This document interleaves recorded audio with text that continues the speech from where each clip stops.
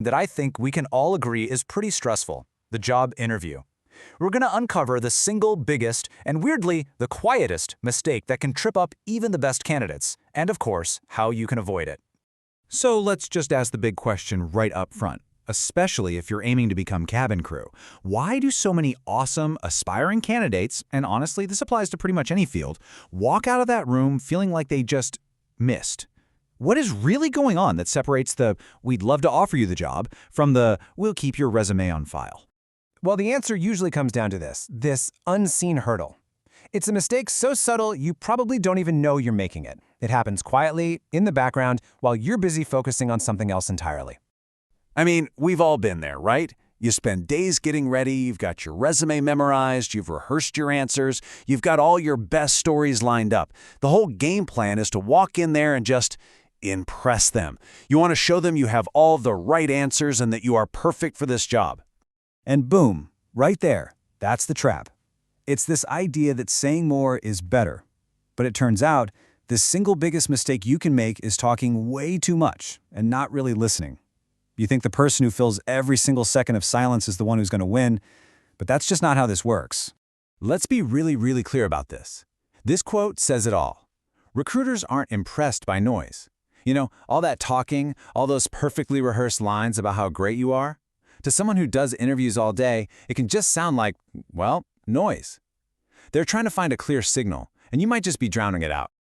So this brings us to the fundamental choice you have to make in that interview room.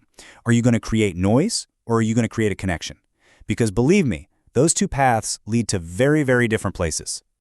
So let's just look at these two approaches side by side. Over on one side, you've got the noise approach. This is when you're talking nonstop, making it all about you, basically just reading from a script in your head. That, my friends, builds a wall. But then you have the connection approach. This is all about active listening, showing you're genuinely curious, and turning what could be an interrogation into an actual conversation. That's how you build a bridge. Okay, so if they don't want all that noise, what do recruiters really want? It's time for a major shift in focus. See, the secret isn't to be the most impressive person they've ever met. It's to be the most connected one. So, what our research shows is that recruiters are basically looking for 3 key things that tell them you're more than just words on a piece of paper. These are what we call the 3 pillars of connection: awareness, teamwork, and a genuine connection. Let's dig into what these actually look like in an interview. First up, awareness. And this isn't just about being aware of your own talking points. It's about being aware of the room. You know, are you noticing the interviewer's body language? Are they engaged? Are they kind of zoning up? Are you actually listening to the whole question before you jump in with your answer? This shows you're present, you're paying attention, you're not just waiting for your turn to talk. Next up is teamwork. And for a job like cabin crew, this one is a huge deal. But you don't prove it by just saying, "Oh yeah, I'm a great team player." You show it in how you tell your stories. Are all your examples about I did this? Or are they about what we accomplished as a team? It's a small change in language that reveals a massive difference in mindset. And that brings us to the grand finale, the real goal here: genuine connection. This is the secret sauce. It's that magic moment when the interview stops feeling like a test and starts feeling like a real conversation between 2 human beings. It's when you find some common ground or ask a really thoughtful question. That's the stuff that makes you memorable. So how do we pull all of this together to leave that kind of unforgettable impression?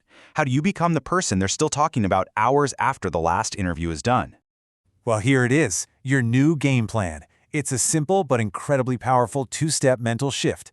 Step 1, consciously let go of that need to impress. Just release that pressure to be perfect. And then, step 2, replace that goal with a new one. Your number 1 mission is now to connect. And here's why that's so important.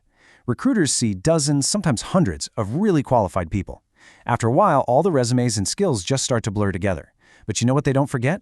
How someone made them feel. A real, genuine connection, that's the signal that cuts right through all the noise.